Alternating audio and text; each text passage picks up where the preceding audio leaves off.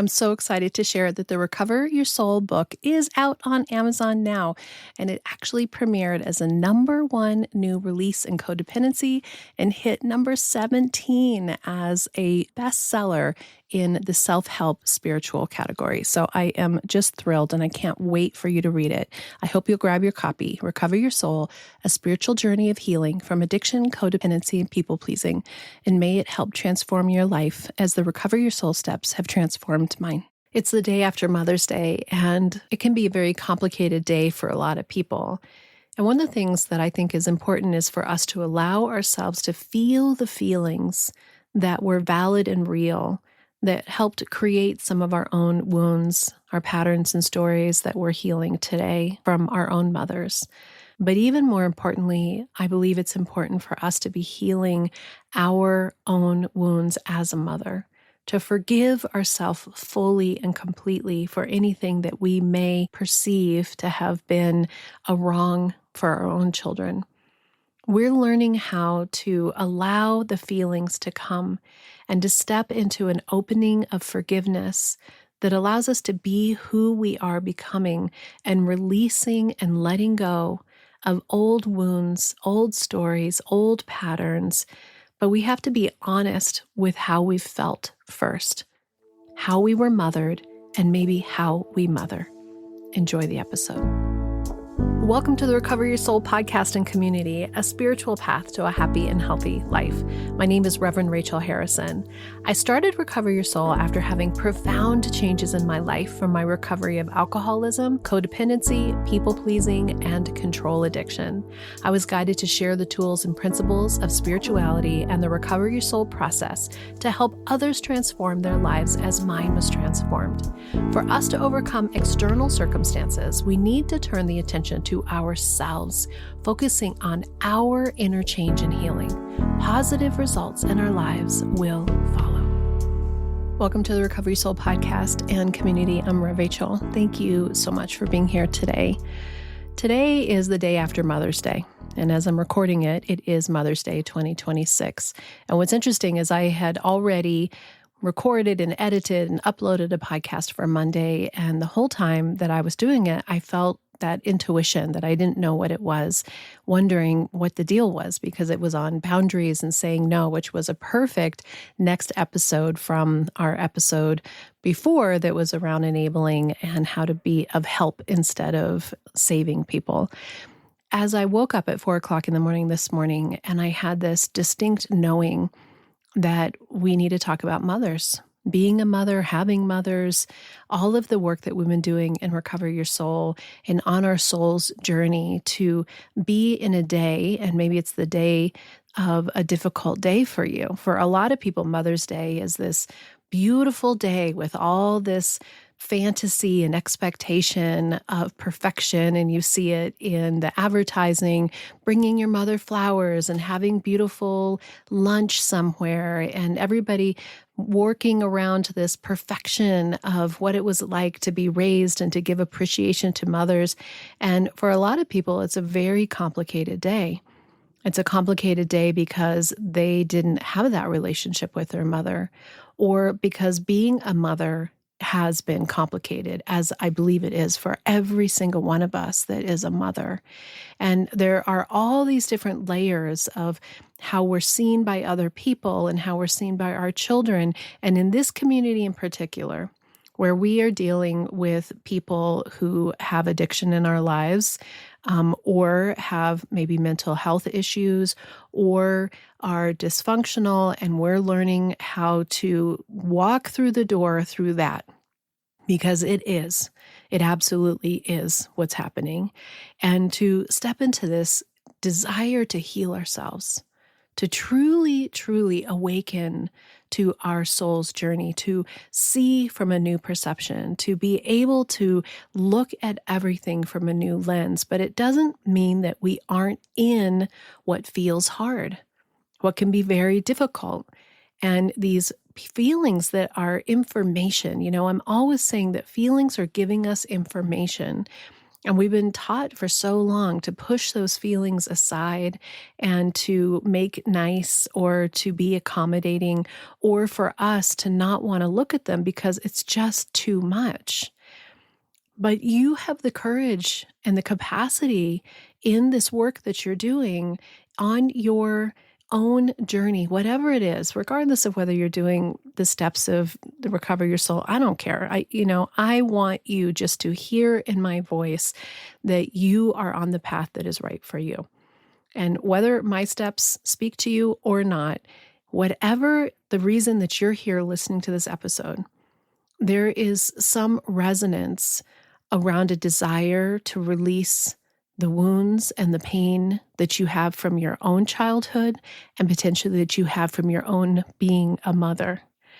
So even for those of you who are not mothers and are the men listening to this episode, we are looking at this aspect of ourself that has this aching for a connection and an acceptance and a love and a support and an unconditional bond that feels like the promise of what mothering is. And many of us don't experience that. And I work with a lot of people who are working on their own mother wounds. And what I think is so great about this journey that we're doing in Recover Your Soul, or our soul's journey, however you want to call it, is that we all have whatever it is that we come in with. And instead of seeing it as something that's terrible or something that you landed in by mistake or that this was some fault that happened, what if we start to look at it from a different angle? What if we start thinking, okay, so I came into this family like this. I came into a relationship with a mother who couldn't give me what I knew from a very, very early age that I needed. Or a mother who smothered and gave so much that you became so accommodating for. Everybody has these experiences. And I think for a long time, we haven't known how to handle it in our own bodies, right? So we've made up these beliefs and patterns and stories and systems to be able to be with what we didn't know how to be with when we were young. This is one of the foundational pieces in therapy, and the realization that you're able to now have feelings and awarenesses that, of course, your little bodies and your small understandings couldn't take in, of course. And when we give ourselves permission to understand that as children, as babies, even pre-verbal, that there wasn't the ability to understand what you knew innately. If you're not getting what you needed when you were younger, you know it, because we are born with needs, with primal needs. If you are hungry, you cry. If you're cold, you cry. That's why babies cry, is they're telling us something. And even babies like, oh my gosh, my son Bodhi had colic so bad. And it was so painful to have this little baby that I loved so much and I wanted to feel better. And he just cried constantly for months because his stomach hurt. And we didn't know what to do about it. And we tried different things. We're trying different things. We're giving him different formulas. We're giving him, my breast milk dried up. And so then I couldn't breastfeed him. But even when he was breastfeeding, he didn't like that either.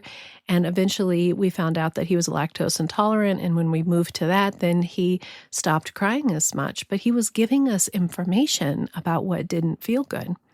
So we know from a very early age what we are and are not getting. But I don't think we give ourselves credit about how that goes into our nervous system and how it goes into our subconscious and how it goes into our psyche to create the patterns that we are looking at now that end up being how we are in the world. And so Mother's Day, I think, is just so fascinating because it is this opportunity for us to have another layer of healing if we can step into the forgiveness that comes from spiritual growth, The forgiveness that means that we have the ability to feel the feelings without pushing them down, without trying to solve or resolve them, and sometimes without even trying to get down to the why, and just allowing yourself to be in a moment where there's grief, where there's anger even, where there's the feelings that you don't even know how to name, but to open, to have curiosity about what they are, because generally underneath in our ability to feel comes the core wounds. And those core wounds often have something to do with not being seen or loved, or having real parts of us that didn't get what we needed. Now, we almost always go right to the thing that I hear everybody say, and I've said myself too, which is, my parents just gave me what they had to give. And that's great. And that's important, because we're not moving into a victim space here, a woe's me space. We're in a recognizing how you feel so that you can understand what patterns and what stories you've created around those very legitimate feelings. And when we can do that outside of course, our parents did the best that they could, there's this opening to be able to explore what your soul's here to explore. Because we're all here to explore this depth of feeling that only comes from being in body. And it means that there's abandonment. And it means that there's not enoughness. Or it means that somebody looked you in the eyes and in their moments of darkness and said things that were ugly or harsh. I was watching something recently, and, all these stars and all these famous people are so interesting that when you go and get their backstories, there's so many stories of incredible violence and abuse and neglect. We have these stories and these situations that are very real. Well, you may not have that story, but you have your story. And there's always something in our story that we need to validate that is around not getting a need met. And if we don't validate that, if we don't allow ourselves to recognize and acknowledge that that's true, that younger part of ourself stays activated because it just needs to be seen. And that's one of the things that I love about internal family systems, which, as you know, I take everything that I read or see and I mix it into my own thing. So take what I'm doing and take what you need and leave the rest. But the way that I see it is it's these active, almost like characters in our own story that stay elevated and stay heightened because they didn't get to fully express, or they weren't really seen. And they're just trying to get the attention so that they can relax, so that they can settle down. I work with so many people whose parents were addicts or had difficulty in their own lives prior to, and didn't have the solidity to be able to have emotional intelligence or to show up in ways that were healthy. And, that's a system that we're breaking now. We're actually looking at ourselves in our own lives in a way that will allow us to break these systems that have been happening for a long, long, long time. And there are families that look different. And there's a lot of envy sometimes when you look at those and you see those families that supposedly on the outside it looks like everything's great and they all got along the whole time and it was all perfect. That may or may not be the case. We don't know what's going on behind those closed doors. But when we are in a comparison or a competition with the people around us, we actually are missing our own soul's journey. We're actually missing our own capacity and opportunity to be in our bodies and to be in ourselves in a way that is maybe the richness that we need to fully awaken and release all these old wounds and all these old bonds, right? So when you can recognize these younger parts of yourself that may not have gotten what you needed, and you might have a complicated relationship with your own mother, whether she's alive or not. And I think the first thing to do is to stop doing they did the best that they could, which is dismissing the capacity for you to be with who you are and what's going on with you, and just really be with it. Just be with what it did feel like. What it did feel like. It doesn't matter if anybody else validates whether that happened or not. There's a story in the Recover Your Soul book memoir that I just did about some of my own memories, and they're not validated by my parents. They didn't see it that way. That doesn't matter. Because if we're looking for everybody else to validate how we felt, we're going to continue to do that in our life, to need somebody else to say, yeah, it's okay to feel that way. Well, you may have had siblings who had very different experiences than you. And as a parent, you want to treat your children the same. You don't. You don't. Everybody's different. Some kids are easier, some kids are harder, some kids you connect with, some kids you don't. And a lot of people grew up with a lot of different siblings, right? Either in mixed families or people who had a lot of kids. And of course, every single one of you was treated differently. Of course you were. And it felt a certain way to you that it didn't feel like to anybody else. So this opportunity for us to witness and love our own self as a child, and to hold those memories as yours, gives those younger parts of yourself the ability to relax a little bit and to stop needing to be validated because they weren't validated when you were younger. So what's interesting is that then we move into the part of us being mothers ourselves. We'll be right back. I just want to take a quick moment out of the episode to personally invite you to join me at the next Recover Your Soul free Zoom support group. We meet the first Monday of every month from 6 to 7 p.m. Mountain Time. We talk about something in the Recover Your Soul process. I answer questions, and then we break into small groups for connection. You can register on the website, recoveryoursoul.net. And if you've registered in the past, be on the lookout in your promotions folder for that reminder email with the link. I hope you'll join us. I work with a lot of parents of adult children because I'm the parent of adult children. And as a mother, we have these kids who are struggling. And this is so much of the community that's here. And when you are a mother, we had ideals of who we thought we were going to be as mothers. Even if we weren't given what we needed in growing up necessarily, we had our own idea of how we were going to have the perfect family, how we were going to be loved, how we were going to be seen.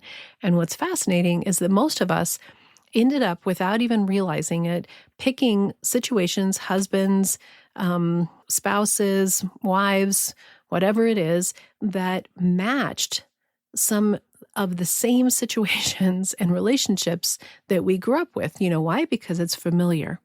Even though you think, I'm going to pick somebody totally different, you end up picking what you resonate with, because that's how the universe works. We work in resonance. We work in alignment. And until you have clarity about the energy that you're putting out, the thoughts and feelings that you have create the world in which you exist, when we're younger, we don't know that. So we're just in our own minds with what's convenient or what's what we know. And I think about in my own life, I married basically my dad on a lot of different levels. Charismatic, likes to party, center of attention, good at everything that he does, and a little self-centered, not in a bad way, but in the way where, he sort of sees the world through himself. That's my dad.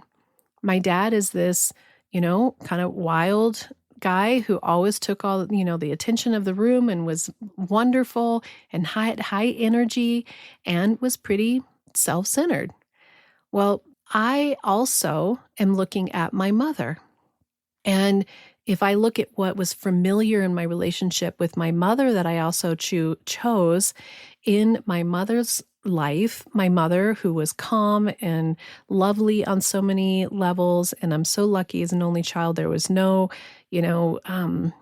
chaos or conflict, which, as you know, if you've listened to the podcast, was both great and a curse.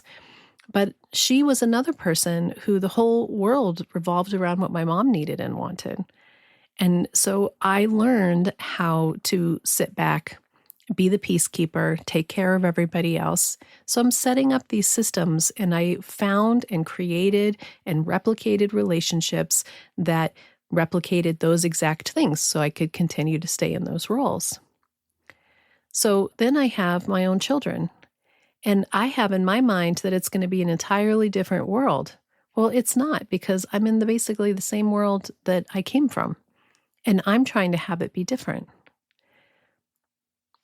Then we have this perfection that we think we're going to do as mothers. And it doesn't go that way. You know why? Because we're human beings, and we're just as faulted with our own beliefs and stories and our own limited capacity to be with very difficult things, just like our own parents, just like our mothers. And one of the things that I think was so healing in my own life was for me to have in my mind this sort of frustration that the world revolved around my mom. But now I look and I see how she actually had an independence that I lacked. I'm always teaching you actually to choose yourself. She was modeling choosing for herself. And some of it was great, and some of it, could have used a little bit of also paying attention to me and maybe what I needed and wanted in those times. But that's our journey together. And so then I'm looking at my own children, and one of the things that I think is so powerful about Mother's Day is to look at your own mothering and to step into this spiritual forgiveness for yourself. Because if you have a child who is struggling and suffering, I don't know a single person who doesn't say, I must have done something wrong. I must have messed this up somehow. And that isn't fair, because we're all here as souls having this wild ride. And yes, admitting and taking responsibility for the places where you fell short is essential in your own healing journey. And it may be essential in your child's healing journey as well, to be able to say, yes, I can see that those things that I did, those ways that I showed up, weren't healthy for you. The same way as if you had a parent who truly came to you and said, I can see that I didn't give you what you needed.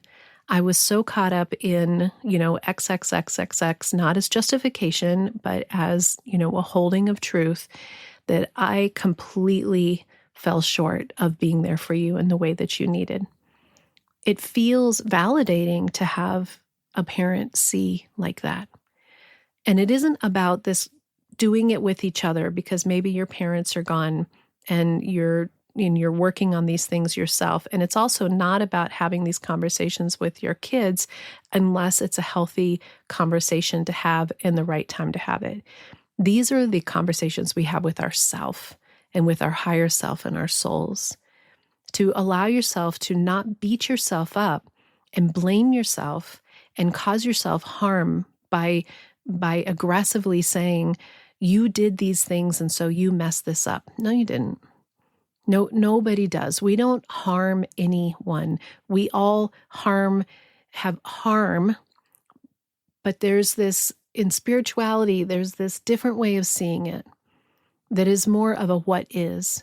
And the complexity of us as human beings, and how so often we just show up in our reactivity, out of our pain, out of our not knowing how to handle it, out of our wounds and our hurts and our anger, and we do and say things that later we regret.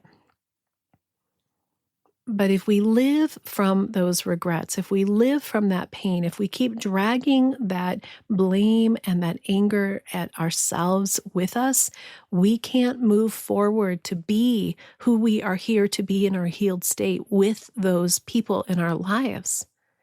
We have to forgive ourselves first.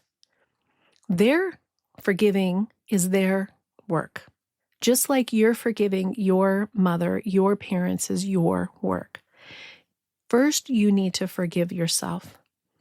And to recognize, just like we're doing as the child, to be able to go in and say, yes, as a child, I didn't get these needs met. And there's that younger self that's saying, yes, me, I needed something. What if you actually gave your younger woman self permission to have not done a great job because of where you were at? That it was the best that you had at that moment, and it wasn't all that great. We'll be right back. Recover Your Soul is more than just this podcast. It's a spiritual path of healing and awakening, and a community where you can begin to remember your wholeness. If you've been listening and recognizing yourself in these episodes, the people pleasing, the overgiving, trying to manage how everyone else is feeling, and losing yourself along the way, I want you to know you're not alone, and there is another way. There are many ways to begin, and you get to choose what feels right for you. You can start gently with the free 9-step mini workbook, or come to the free first Monday of every month support group on Zoom and connect with others who understand. And if you're ready to go deeper, the Self-Study Collective gives you access to the 9-step Recover Your Soul process online, along with a private community and free live teachings each month with me on Zoom. And soul circles are this beautiful space for group coaching with others who are on a similar path. I have 2 groups that also include the online 9-step process. One is parents of adult children, and the other is loving without losing yourself. I offer one-on-one coaching and in-person retreats for those moments when you feel called to do deeper, more personal support. You don't have to do this all by yourself. We are just doing this one step at a time, staying present in our heart and learning how to let go of what we have no control of, which is everything else around us, and coming back to our whole, awakened, authentic selves. Visit the website recoveryoursoul.net to learn more about the Recover Your Soul community, process, and everything that's available to you. Together we can do the work that will recover your soul.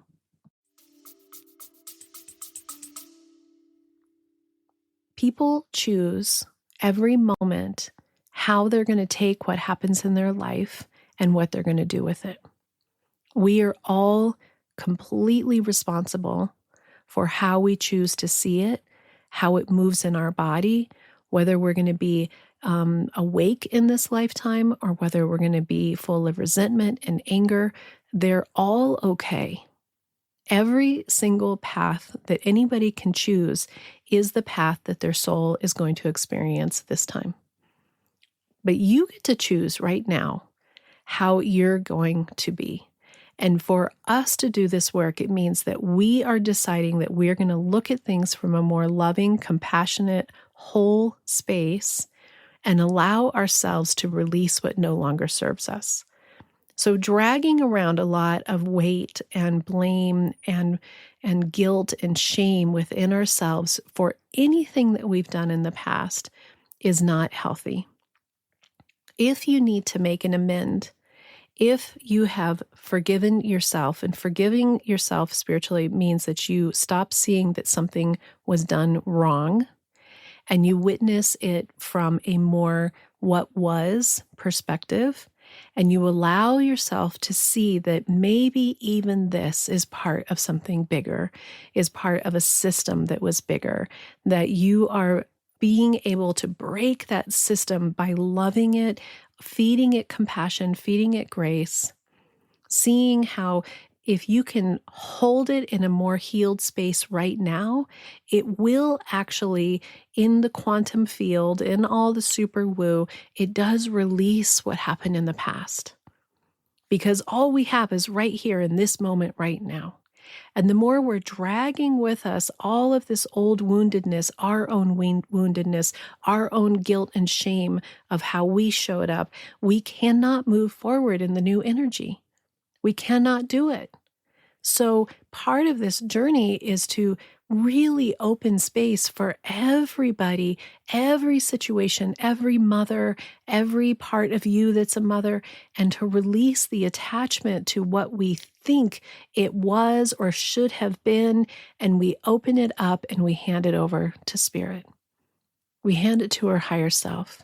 We hand it to the source, to the divine, and we ask for healing. We ask for it to be released.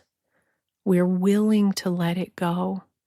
And forgiving yourself means that you release the energy from it and you step in the now in your most healed whole state space.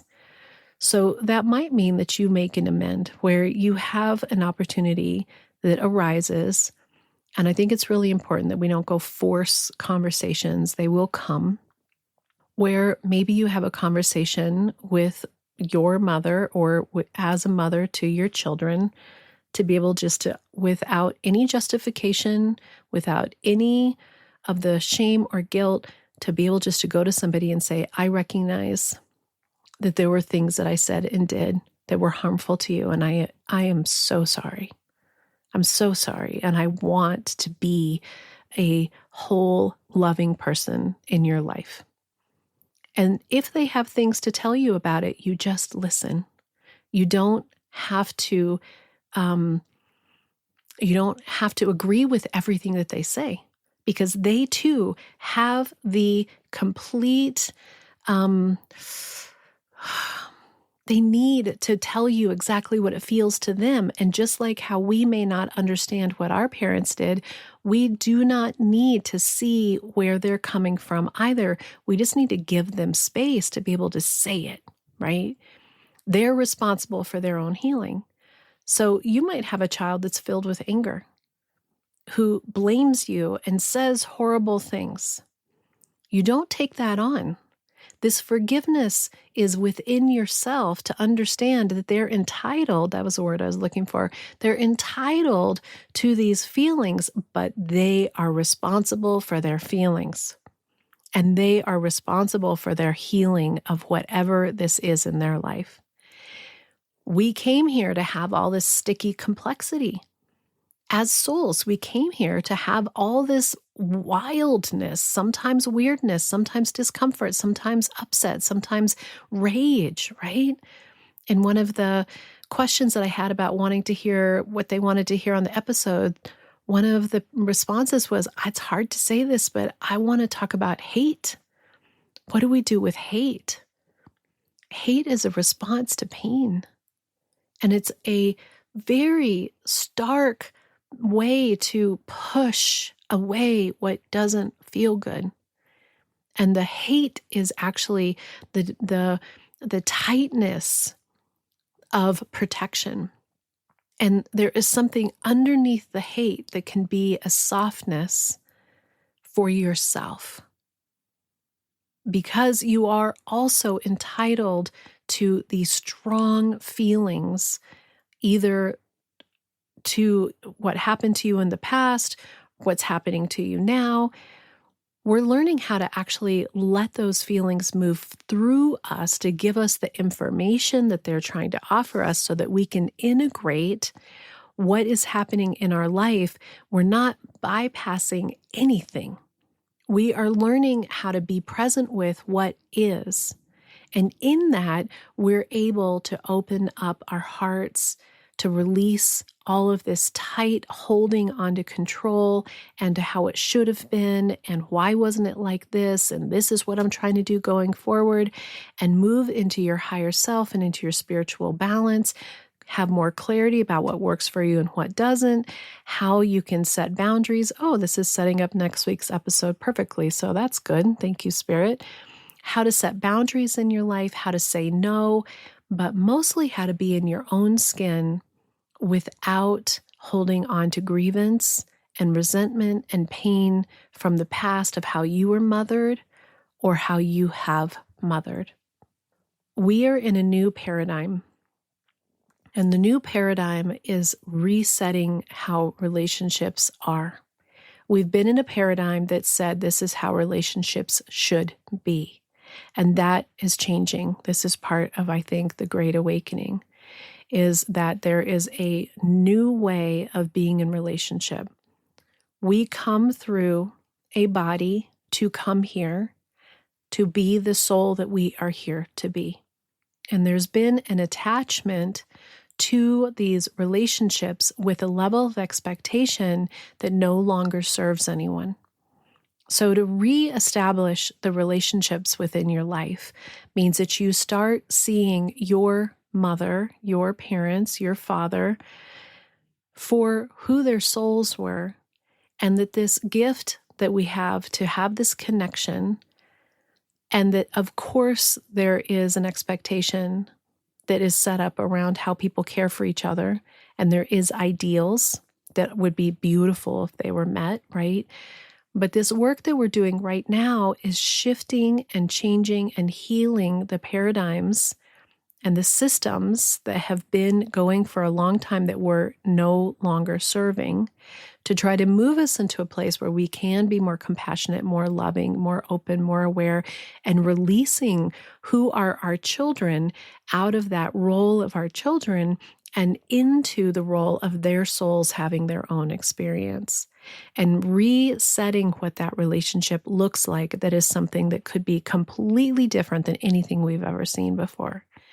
And I'm here for it, but it hurts.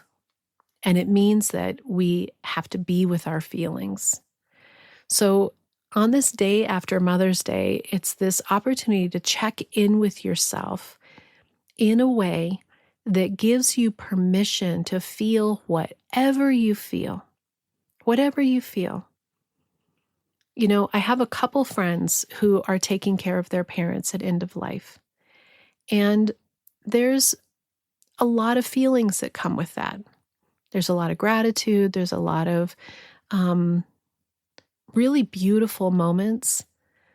But they've both shared with me that there's also this awareness that they're giving this incredible, loving attention to a human being, to a soul who didn't provide them with the same in their childhood, in their babyhood, in their youth. And I think that's such a powerful, powerful awareness to have. And it's this opportunity for us to validate that truth as they're showing up in their whole healed self.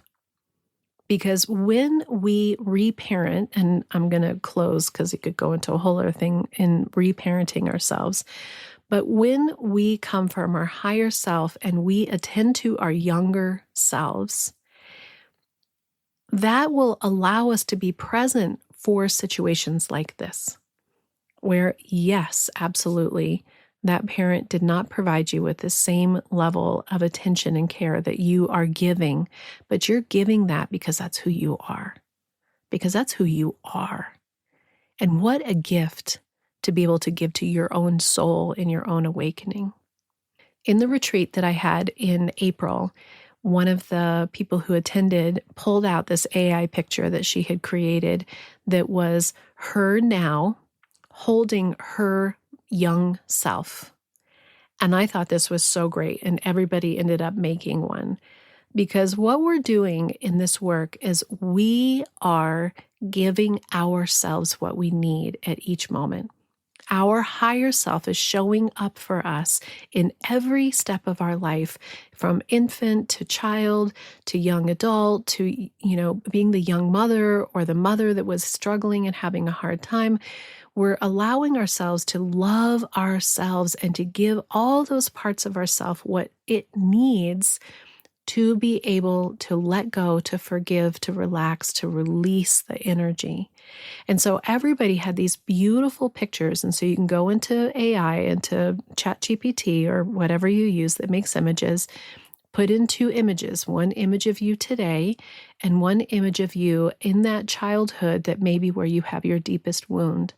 And ask it to create an image of your now self holding your younger self. And it's beautiful. And it's beautiful because you are, as your healed whole self, holding and caring for this younger parts so that they can be quiet and at ease. Not quiet like being quiet because you need to be quiet, but quiet as in they're at peace, they're at ease, they're at rest. And there's lots of work that we can do. I'll do another episode around this. But this is really about you looking at this mother wound that is ready to be healed.